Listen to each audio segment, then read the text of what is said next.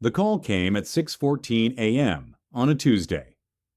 I was already awake, sitting on the porch of my rental house outside Farmersville, Texas, watching the sun climb over the flat horizon. I'd been an early riser since the divorce. Sleep didn't come easy anymore, so I stopped fighting it. My phone buzzed. Unknown number. I almost ignored it. "Mr. Brennan, this is Dr. Pryor Ravenscroft at Children's Medical Center, Dallas. I'm calling about your son, Caleb." I sat up straight. My son. A word I hadn't heard directed at me in 3 years. "What happened? Is he okay?" "Caleb has been diagnosed with acute myeloid leukemia. He needs a bone marrow transplant. His mother provided us with your contact information as a potential donor." My ex-wife, Naomi, gave them my number. Naomi, who had spent 3 years telling our boys that I abandoned them. Naomi, who had blocked my number and returned every letter I sent unopened. Naomi, who had texted me after the divorce was final, saying the twins were ashamed to call me their father, that Naomi needed my help now. "I'll be there in an hour," I said. My name is Connor Brennan. I am 41 years old.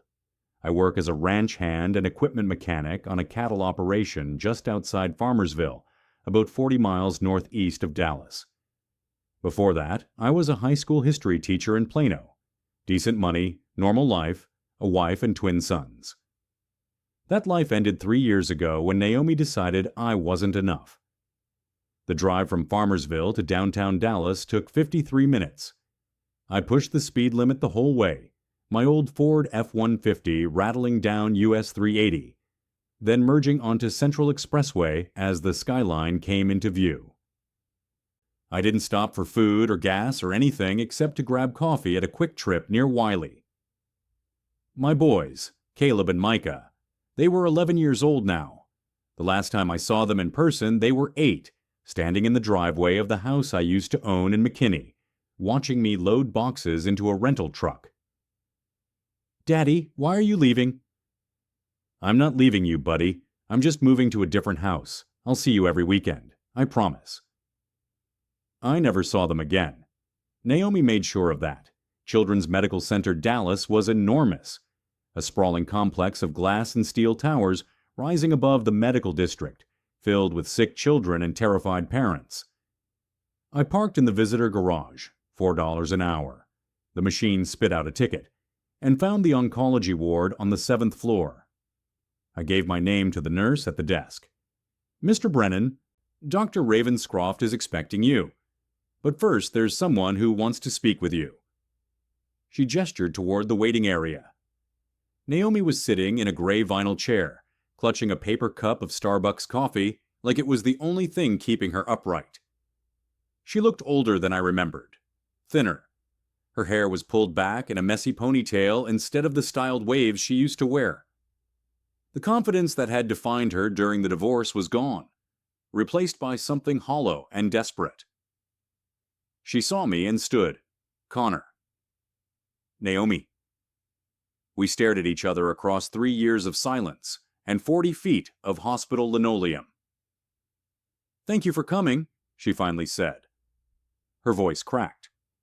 "I know I don't deserve—" "Where is Caleb?" She flinched at my tone. "Room 714. He's sleeping. The chemo is hard on him." "And Micah?" "With my mother in Frisco. He wanted to come, but I thought—" She trailed off. "I thought it would be easier if he wasn't here for the testing." Easier for who? I wanted to ask. But I didn't have the energy for that fight. Not now. "Where do I go for the bone marrow test?" "The lab is on the 3rd floor. Dr. Ravenscroft said she would meet you there at 8:30. Naomi reached out like she wanted to touch my arm, then stopped herself. Her hand hung in the air for a second before falling back to her side. "Connor, I know things ended badly between us, but Caleb needs this. He needs you." "He's needed me for 3 years, Naomi. You just wouldn't let him have me." I walked away before she could respond. My boots squeaked against the polished floor. Behind me I heard her start to cry, but I didn't turn around. The bone marrow compatibility test took about an hour. They drew blood, 3 vials, dark red filling the tubes, swabbed my cheek with what looked like an oversized Q-tip, ran me through a medical history questionnaire. Do you smoke? Have you ever had hepatitis? Any history of cancer in your family? Dr. Ravenscroft was a small woman, maybe 5'2", with kind eyes behind wire-rimmed glasses and an efficient manner. She explained the process clearly, answered my questions patiently, treated me like a human being instead of just a potential donor. We should have preliminary results within a few hours, she said, peeling off her latex gloves. If you're compatible, we'll discuss next steps. The donation procedure itself is relatively straightforward, though it does require a short hospital stay and general anesthesia. Whatever he needs. I don't care about the procedure. Just tell me if I can help my son. She nodded, her expression softening. You can wait in the family lounge on 7. We'll come find you when we have results. She left me in the waiting room. I sat there for 3 hours and 42 minutes. I know because I watched every minute tick by on the clock above the nurse's station. Didn't eat. Didn't read the outdated magazines scattered on the side tables.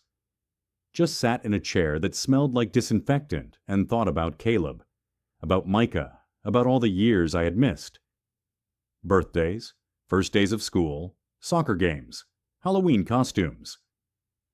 3 years of memories that belonged to someone else now. When Dr. Ravenscroft finally returned, her face was different. The professional warmth was gone.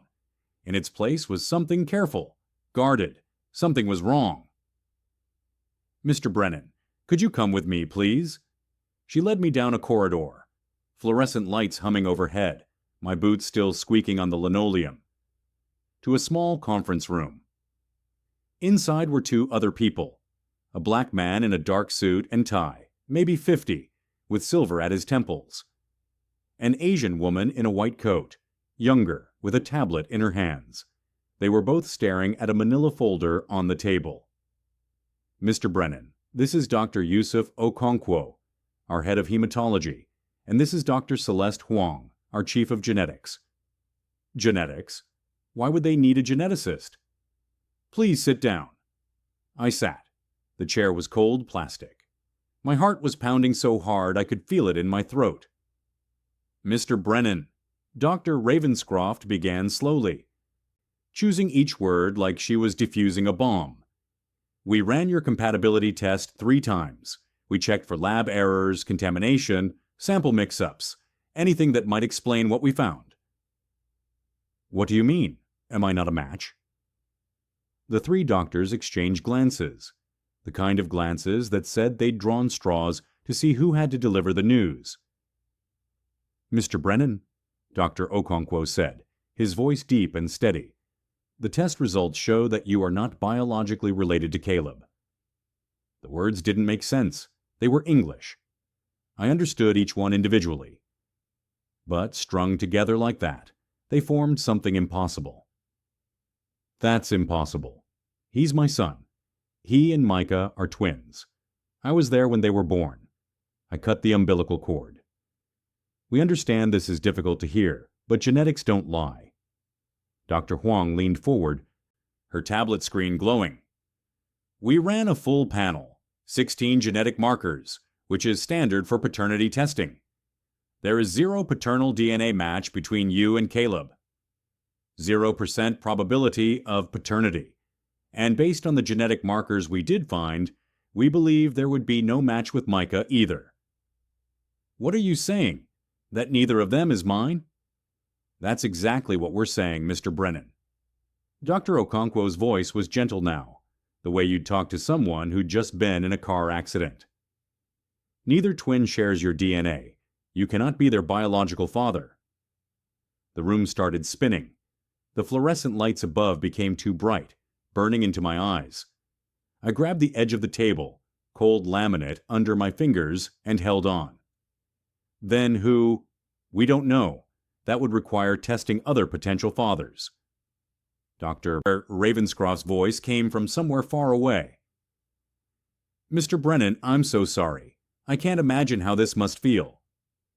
I couldn't speak, couldn't think, couldn't do anything except stare at the manila folder on the table, the folder that contained proof that my entire life had been a lie. 11 years. 11 years of loving those boys. 11 years of coaching their soccer teams and helping with their homework and reading them bedtime stories. 11 years of checking for monsters under their beds and kissing scraped knees and teaching them how to ride bikes in the cul-de-sac. 11 years of believing I was their father. And none of it was real. "There's something else," Dr. Huang said carefully, her fingers hovering over her tablet. "Something that makes the situation more complicated. More complicated." As if finding out my sons weren't mine wasn't complicated enough. The genetic analysis revealed an anomaly. Caleb and Micah are twins, yes, but they're not identical twins as you were presumably told. They're fraternal. Okay, so fraternal twins can have different fathers. It's rare, extremely rare, but it happens. It's called heteropaternal superfecundation. It occurs when two different eggs are fertilized by sperm from two different men during the same ovulation cycle. I stared at her. The words were coming out of her mouth, but they sounded like a foreign language. "Different fathers? You're saying my twins have different fathers?" "We're saying Caleb and Micah have different biological fathers, neither of whom is you." Dr. Huang paused. Her eyes met mine, and I saw pity there. Deep, uncomfortable pity. "Mr. Brennan, your ex-wife was apparently involved with at least 2 other men during the time of conception." 2 other men. Not 1. 2. Naomi hadn't just cheated on me. She had cheated with multiple people, gotten pregnant by 2 different men, and let me believe for 11 years that I was the father of both children. "I need to—" I stood up. The chair scraped against the floor. Then my legs went weak, and I sat back down hard. "I need a minute." "Take all the time you need," Dr. Ravenscroft said. "We'll be right outside when you're ready." They left me alone in that conference room. The door clicked shut. The fluorescent lights continued to hum. I sat there for a long time, maybe 10 minutes, maybe an hour, I don't know, staring at nothing, trying to understand how everything I believed about my life had just been erased. The boys I had raised, the family I had built, the father I thought I was, gone, all of it gone. And somewhere 7 floors above me, Naomi was waiting to ask if I would save the life of a child who wasn't mine. Let me tell you how I got here. I met Naomi Colebrook at a friend's wedding in 2009. She was a bridesmaid. I was a groomsman. We were paired together for the reception entrance, and by the time dinner was over, I knew I wanted to see her again. She was 26, working as a marketing coordinator for a tech startup in Dallas. Smart, ambitious, with a laugh that made you feel like you were the funniest person alive. I was 30, teaching history at Plano West Senior High, finally feeling like I had my life together. We dated for 2 years, got engaged on a trip to San Antonio. I proposed at the River Walk, ring hidden in my jacket pocket, for 3 days before I found the courage. We married in the fall of 2011, small ceremony, backyard reception at her parents' house in Frisco. Her father owned a chain of auto dealerships across North Texas. They had money, real money. I didn't, but Naomi said that didn't matter. "I love you for you, Connor, not for what you have."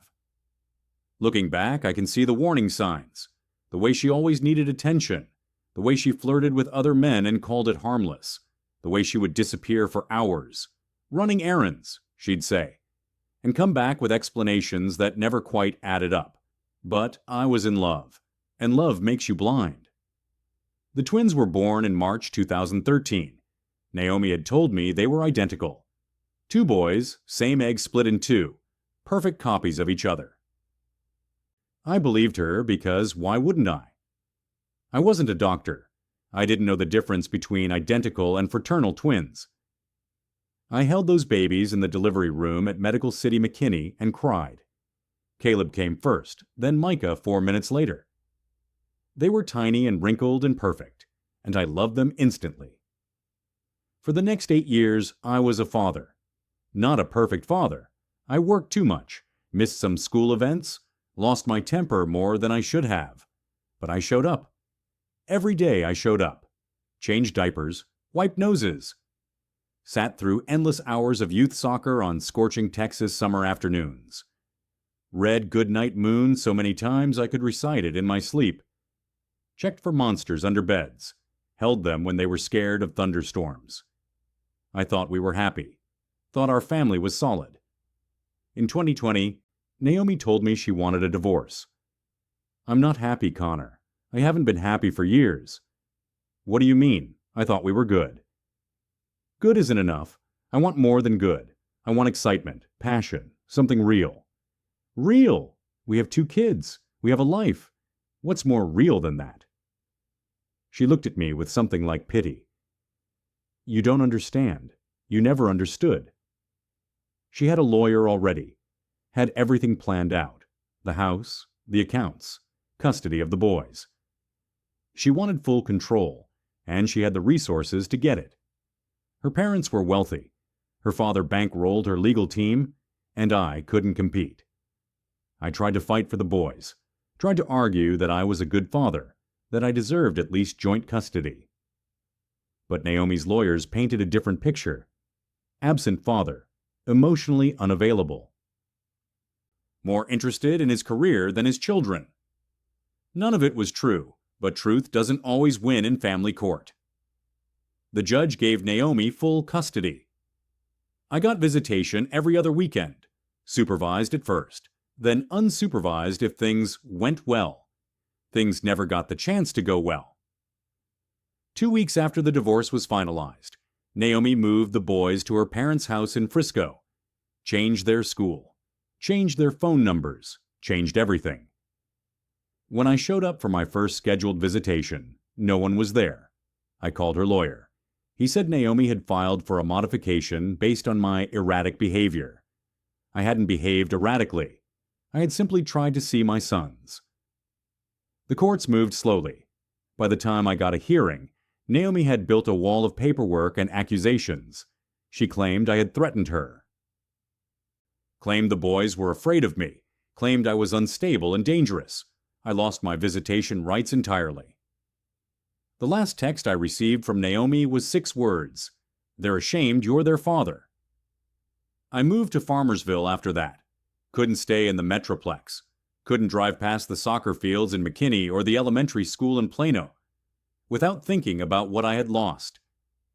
I took a job on a cattle ranch because it kept me outdoors, kept me moving, kept me from sitting alone with my thoughts.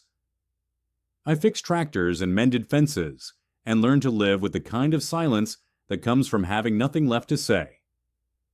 For 3 years, I tried to rebuild, tried to accept that my boys were gone, tried to find some kind of peace in the flat Texas landscape and the rhythm of ranch work.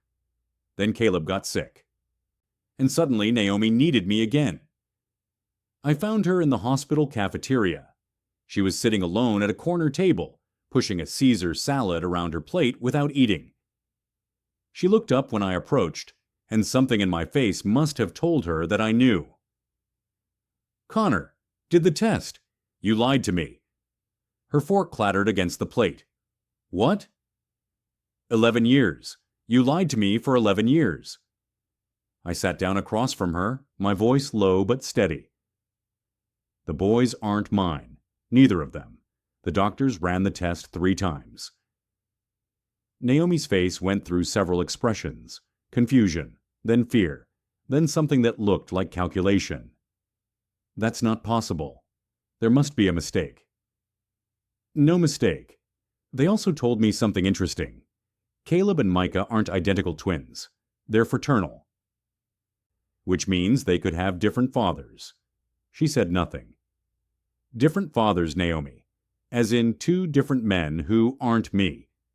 Still nothing. Who are they? I don't think this is the time. My son is dying upstairs, except he's not my son, is he? So I think this is exactly the time. I leaned forward. Who are the fathers? Naomi closed her eyes. It was a long time ago. Before we were married, we were engaged. We were trying to get pregnant. I know. Who? She opened her eyes. They were wet. Does it matter? It matters because one of them might be a match for Caleb. It matters because you've been lying to me for over a decade. It matters because I gave up everything for those boys, and they were never even mine. Naomi wiped her eyes with a napkin. Grant Holloway and Dex Yarbrough. Two names I had never heard before. Who are they? Grant was my personal trainer back when I was doing CrossFit. Dex was... She shook her head. He worked at my company. We had a thing during a business trip. She looked down at her uneaten salad. It was stupid. I was young and confused, and you were always working, and I felt alone. So you slept with two different men while we were engaged? It wasn't like that. It wasn't some big affair. It was just what? Just two separate men who might have fathered the children I raised as my own? She had no answer for that. I stood up. Where are they now? Grant and Dex? I don't know. I haven't talked to either of them in years.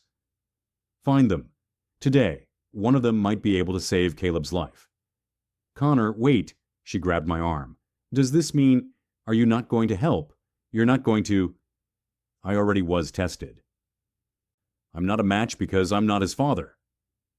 I pulled my arm free. Find the real fathers, Naomi. I'll stay until you do. But after that, we're done. I walked out of the cafeteria, made it to the stairwell before I broke down, sat on the concrete steps and cried like I hadn't cried since the divorce. Everything I had lost, everything I had sacrificed, everything I had mourned for 3 years. And none of it had been real. The boys I loved were not mine, had never been mine. But I still loved them. That was the worst part. Even knowing the truth, even knowing Naomi had lied about everything, I still loved Caleb and Micah.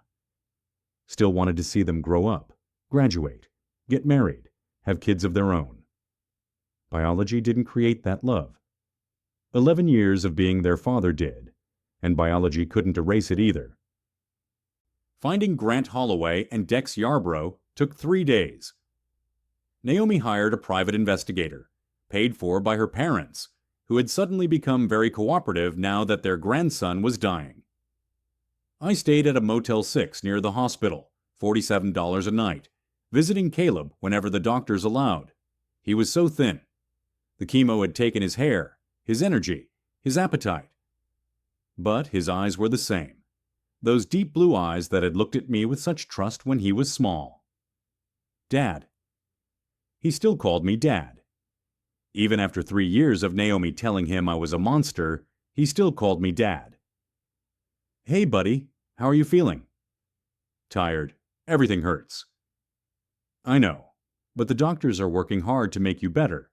They're going to find someone who can help. Is it you? Mom said you might be a match. I hesitated. He didn't know yet. Naomi hadn't told him. We're still figuring that out, buddy. But whatever happens, I'm here. I'm not going anywhere. He smiled weakly. I missed you, Dad. I missed you too, more than you know.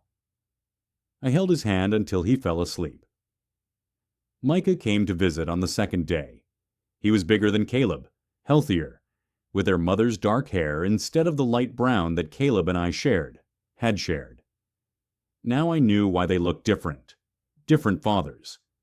Hi, he said awkwardly from the doorway. Hi, Micah, you can come in. He shuffled into the room, avoiding eye contact. Mom said you came to help Caleb. That's right. She said, he paused.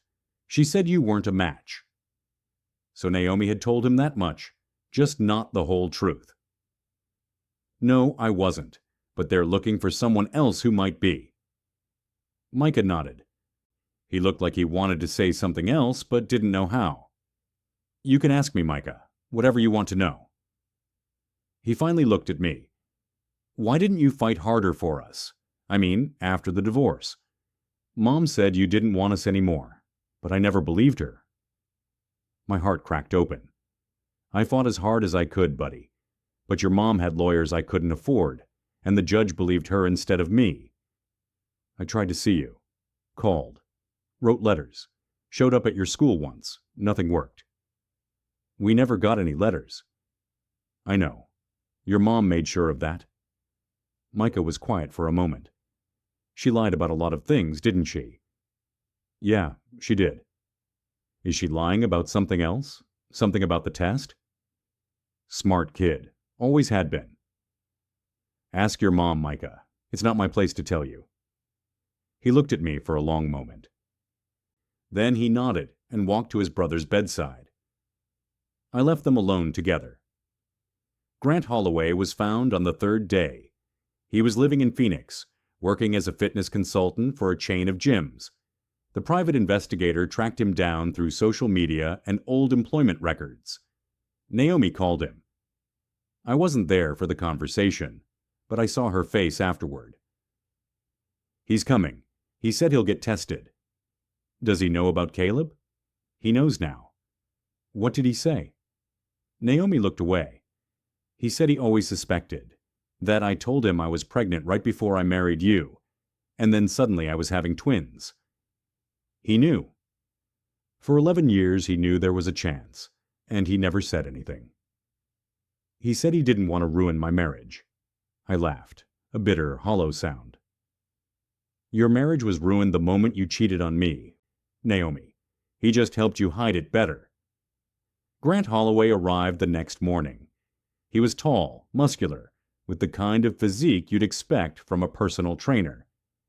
He walked into the hospital like he owned the place, all confidence and swagger. I hated him immediately, but he was here to save Caleb. So I kept my mouth shut. The test took 2 hours. We waited in the same conference room where my world had fallen apart. Dr. Ravenscroft came in with the results. Mr. Holloway, you're a partial match, not perfect, but close enough to proceed with the transplant. Grant pumped his fist. Yes, that's what I'm talking about. Naomi started crying. Thank God, thank God. I said nothing. Dr. Ravenscroft continued. We'll need to schedule the procedure as soon as possible. Caleb's condition is deteriorating. Can you stay in town for the next week? Whatever it takes, Grant said. He's my son, right? I'm going to save my son. My son. He said it so easily, like 11 years of my life meant nothing. I stood up and walked out of the room. No one tried to stop me. I was packing my bag at the Motel 6 when someone knocked on the door. Micah was standing in the hallway, alone. How did you get here? Took an Uber. Don't tell Mom. I stepped aside to let him in. You're leaving, he said, looking at my bag. Yeah, Grant's a match. They don't need me anymore. I need you. The words hit me like a punch. Micah. I know, okay? I figured it out. Mom told Caleb about Grant, about how he's the biological father, and I saw the way she looked at me afterward, like she was deciding whether to tell me too. He sat down on the edge of the bed. So I asked her straight out, and she admitted it. Some guy named Dex is my real father. I'm sorry, Micah. I'm so sorry. Don't be. You didn't do anything wrong. He looked up at me. You're still my dad. I don't care what some DNA test says. You're the one who taught me to ride a bike. You're the one who stayed up all night when I had the flu. You're the one who actually showed up. I sat down next to him. I wanted to be there every day for the past 3 years. I know. I figured that out too. He wiped his eyes. Mom lied about everything, didn't she? About you not wanting us. About you being dangerous. All of it. Yeah, she did. Why? I don't know. I've been asking myself that question for 3 years. We sat in silence for a while. What happens now? Micah asked. Grant saves Caleb. Your mom deals with the consequences of her lies, and you and your brother figure out who you want in your lives. I want you in my life. Both of us do. Caleb asked about you this morning. Asked if you were coming back. I don't know if I can, buddy. Your mom has custody. The courts... Forget the courts. Micah's voice was suddenly fierce. I'm 14 in 2 months. Caleb too. The judge will listen to us. We'll tell them what Mom did. We'll tell them we want to live with you. It's not that simple. It should be. He was right. It should be. Let me talk to a lawyer, I said finally. Let me see what our options are. But Micah, I need you to understand something. What? I might not be your biological father, but I will always, always be your dad. No matter what happens with the courts or the custody or any of it, I'm your dad. Nothing changes that. Micah hugged me, held on tight like he used to when he was small. I love you, Dad. I love you too, buddy. Both of you. Forever. The transplant happened a week later. Grant donated his bone marrow. Caleb received it. The procedure went smoothly, and within a few days there were signs that the transplant was taking. My son, the one who was not biologically mine, was going to live. I visited him every day during his recovery. Naomi didn't try to stop me. She couldn't, really. The boys had made it clear that they wanted me there, and after everything that had come out, she wasn't in a position to argue. Grant stuck around for a few days after the donation, basking in the attention of being the hero. But when the spotlight faded, when Caleb was no longer in immediate danger, he disappeared back to Phoenix. Biological father, 11 years of absence, 1 week of presence, gone again. That told me everything I needed to know about Grant Holloway. Dex Yarbrough never showed up at all. The private investigator found him, living in Houston, working for an oil and gas company, but he refused to get involved. Said he had his own family now and didn't want to complicate things. Micah took that news hard, but he recovered the way kids do. I've got one dad, he told me a few weeks later. I don't need another one. The custody battle took 8 months. I hired a lawyer this time, a real one, not the overworked public defender I'd used during the divorce. Her name was Rosario Mendez, and she specialized in complicated custody cases involving parental alienation. You have a strong case, she told me after reviewing everything. The biological father revelation, the parental alienation, the fact that both boys want to live with you. We can work with this. What are my chances? Better than they were 3 years ago, especially if Naomi doesn't fight too hard. Naomi didn't fight at all. I think she was tired. Tired of lying. Tired of maintaining the facade. Tired of being the villain in her own story. When the mediation started, she agreed to joint custody almost immediately. I messed up, she told me during a break in negotiations. I know I messed up. Yeah, you did. I was scared, Connor. After the divorce, I was scared you would take them away from me. So I took them away from you first. That doesn't make it right. I know. Nothing makes it right. She sighed. But I want the boys to have their father. Their real father. The one who raised them. Can we at least agree on that? For the first time in years, we agreed on something. The final custody arrangement gave me the boys every other week, plus holidays and summer vacations.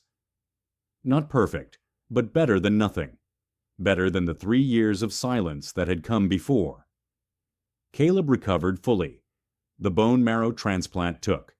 His leukemia went into remission. And within a year, he was back to his old self. Playing soccer, struggling with math, arguing with his brother about video games. Normal kid stuff. He knows about Grant now. Knows the man who donated his bone marrow is his biological father. But he also knows who raised him. Grant saved my life, he told me once. But you made my life worth saving.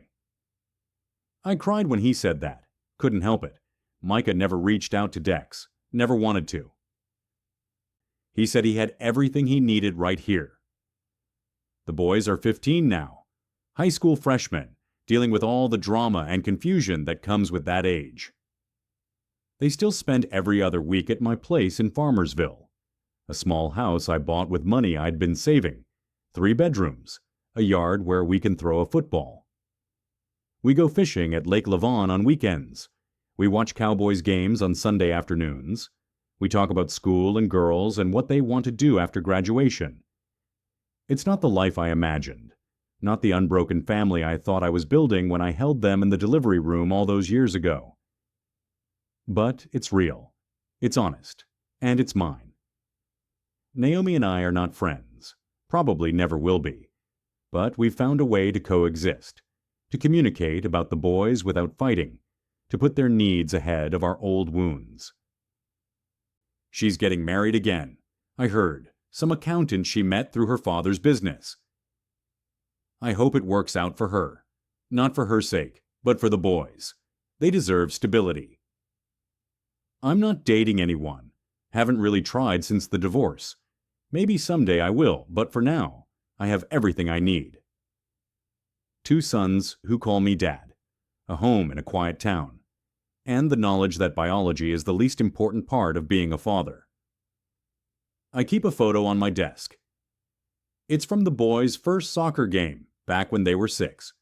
They're wearing matching jerseys, holding a trophy that everyone got for participating, grinning at the camera like they'd just won the World Cup. I'm in the background, out of focus, but you can tell I'm smiling too. That photo was taken during the good years, before the divorce, before the custody battle. Before I learned that the boys I loved were not biologically mine. I used to look at it and feel sad. All that happiness, all that innocence, all of it built on a lie. Now I look at it and feel grateful. Grateful for those years. Grateful for the boys those babies became. Grateful that despite everything Naomi did, despite all the lies and manipulation, the bond I built with Caleb and Micah survived. Blood doesn't make a family. Showing up does. Being there for the hard parts and the easy parts and everything in between. I showed up for 11 years as their only father. And for the 3 years when I was forbidden from seeing them at all, I never stopped showing up. And when they were old enough to choose for themselves, they chose me. That's worth more than any DNA test. So here's my question for you. What makes someone a father? Is it biology? Is it a legal document? Or is it something deeper? Something that can't be measured in a lab or argued in a courtroom? I spent 3 years thinking I'd lost my sons. Turns out I never lost them at all. They were waiting for me the whole time. Grant Holloway called me 6 months after the transplant. I was at the ranch, replacing a carburetor on a John Deere tractor, when my phone rang. Unknown number from a 602 area code. Phoenix. Connor, it's Grant. Grant Holloway. I wiped my hands on a shop rag. What do you want? I've been thinking about Caleb, about how he's doing. I thought maybe I could come visit, spend some time with him, get to know my son. My son. There it was again. Grant, you had 11 years to be a father. You chose not to. I didn't know. You said you suspected. You told Naomi you suspected when she got pregnant, but you did nothing. You walked away and let another man raise your child. Silence on the other end. Now that he's healthy, now that the hard part is over, you want to show up and play dad? I donated my bone marrow. I saved his life. You donated cells. I donated 11 years. I set down the wrench. Caleb knows who you are. If he wants to meet you someday, that's his choice. But I'm not going to push him toward a man who only showed up when it was convenient. That's not fair. Life isn't fair, Grant. You should know that by now. I hung up. He never called again. Dex Yarbrough sent a letter. It arrived at my house 3 months after the custody agreement was finalized. Handwritten, 2 pages, apologizing for not helping with the transplant. Explaining that he had a wife and 2 daughters who didn't know about Micah. Saying he hoped I'd understand. I burned it in the fire pit out back. Didn't even finish reading it. Some men are fathers. Some men are just biology. The difference matters. Last Father's Day, the boys made me breakfast. Burned the bacon, undercooked the eggs, but they tried. Micah had drawn a card, stick figures of the three of us fishing at Lake Lavon. Caleb had written something inside. To Dad, thank you for never giving up on us. Thank you for staying even when you didn't have to. You're not our father because of DNA. You're our father because you chose to be. We love you. Happy Father's Day. I keep that card in my wallet. Read it sometimes when I'm having a hard day. People ask me if I regret it, taking on two boys who aren't mine biologically. Paying child support until they're 18 for children who don't carry my genes. Fighting for custody when I could have walked away clean. The answer is always the same, not for 1 second, because here's what I learned in that hospital conference room, staring at a manila folder that shattered my entire world. Love isn't something you inherit. It's something you build, day by day, moment by moment, scraped knee by scraped knee. I built that love over 11 years, changed diapers at 3 a.m., taught them to tie their shoes, sat through terrible school plays where they forgot their lines, cheered at soccer games in 105-degree Texas heat, read the same bedtime stories until I had them memorized. That's what made me their father. Not a genetic test, not a birth certificate, the choice to show up. Naomi robbed me of 3 years. 3 years of birthdays and first days of school, and all the small moments that make up a childhood. I'll never get those back. But she couldn't rob me of what I'd already built, couldn't erase the foundation I'd laid in those first 11 years. Couldn't destroy the bond that comes from being someone's whole world when they're small and scared and need you. The boys are applying to colleges now. Caleb wants to study medicine. Says he wants to help kids like the doctors helped him. Micah is looking at engineering programs, something about wanting to build things that last. They both ask me to help with their application essays. We sit at the kitchen table on alternating weeks, laptops open, talking through their stories, what shaped them, what they want to become. Neither of them mentions Grant or Dex. They write about the man who taught them to bait a hook, the man who showed them how to change a tire, the man who sat beside their hospital beds and held their hands when they were scared. That man is me. Not because of biology, because of choice. I see other fathers sometimes, in grocery stores, at gas stations, walking through the park with their kids. I wonder if they know how lucky they are, if they understand that every moment with their children is a gift that can be taken away. I hope they do. I hope they never take it for granted. Because I know what it's like to lose that gift, and I know what it takes to fight to get it back. So here's what I want you to understand. Whoever you are watching this, family isn't about blood. It's about who shows up when everything falls apart. It's about who stays when leaving would be easier. It's about who fights for you even when the fight seems impossible. I fought for 2 boys who weren't biologically mine. I'd do it again tomorrow, because they're my sons. Not because of what some lab test says, because of what we built together. Because of the life we share. If you're going through something similar, if you've discovered that your family isn't what you thought it was, I want you to know this. The truth will hurt. It will break you open and leave you bleeding on the floor of some hospital conference room or lawyer's office or wherever your world decides to end. But love, real love, survives truth. The love I have for Caleb and Micah survived the worst truth imaginable. It survived betrayal and lies, and 3 years of forced separation. And it's stronger now than it ever was before. Because now it's built on honesty instead of deception, on choice instead of obligation, on the solid ground of mutual respect instead of the shifting sand of assumed biology. That's what I learned in that hospital. That's what I want you to know. Blood doesn't make a family. Love does. And choice. And showing up every single day even when it's hard. Especially when it's hard. My name is Connor Brennan. I'm 44 years old. I have 2 sons who aren't biologically mine. And I wouldn't trade them for anything in the world. If this story meant something to you, share it. Tell someone who needs to hear that it's possible to survive betrayal.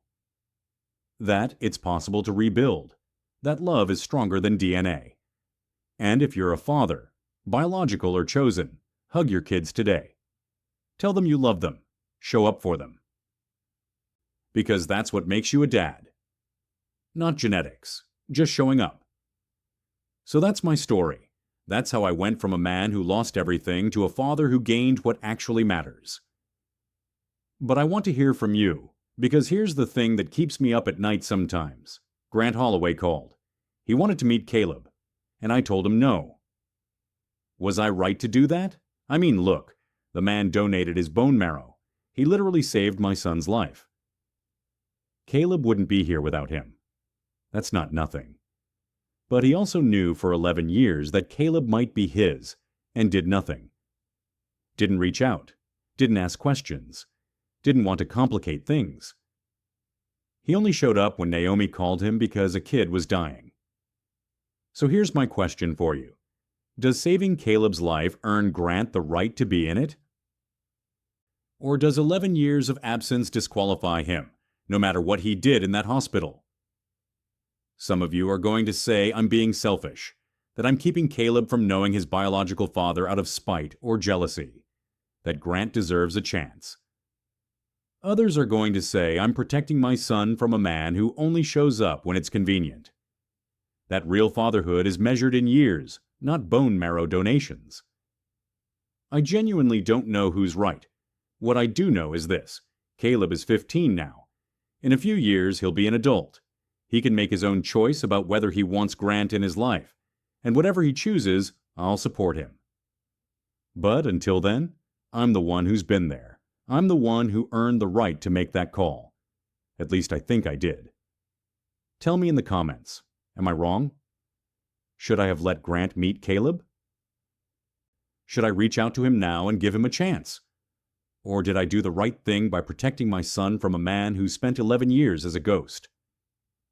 I read every single comment. I want to know what you think. Because maybe I'm too close to this. Maybe I can't see it clearly. Help me see it clearly. And if this story hit you the way I hope it did, if it made you think about what family really means, if it reminded you that DNA doesn't define love, do me a favor, hit that like button. It tells YouTube to show this story to people who need to hear it. Share it with someone who's going through a custody battle, who's questioning what makes them a real parent, who needs to know that love is stronger than genetics. And subscribe to this channel. Because every day I'm bringing you stories like this. Real people, impossible situations. The kind of truth that's messier and more complicated than any fiction. Turn on notifications so you don't miss the next one. Maybe it'll be about the woman who discovered her husband had a second family, or the man who found out his business partner had been embezzling for a decade, or the mother who realized her daughter's teacher was the woman who destroyed her marriage 20 years ago. These stories are out there. These people are out there, and they deserve to be heard. So stick around, be part of this community, tell your stories in the comments, support each other. Because at the end of the day, we're all just trying to figure out how to survive the impossible. Thanks for listening to mine. I'll see you in the next one.